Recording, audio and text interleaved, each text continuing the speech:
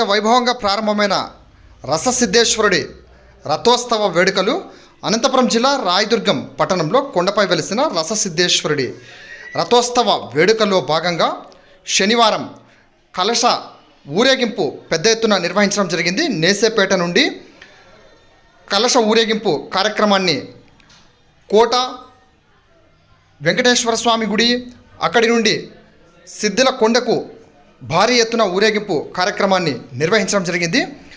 ఈ కార్యక్రమంలో మాజీ మంత్రి ఎన్డీఏ కూటమి ఎమ్మెల్యే అభ్యర్థి కాలు శ్రీనివాసులు ఊరేగింపు కార్యక్రమంలో ముఖ్య అతిథిగా పాల్గొని స్వామివారిని దర్శించుకొని మొక్కులు తీర్చుకోవడం జరిగింది. భక్తులు పెద్ద ఎత్తున ఊరేగింపు వేడుకల్లో పాల్గొనడం జరిగింది. సాయంత్రం కొండపై రథోత్సవ వేడుకలు ఘనంగా నిర్వహించనున్నారు. రససిద్ధేశ్వరుడి నామస్మరణతో పరిసర ప్రాంతాలు మారుమోగాయి.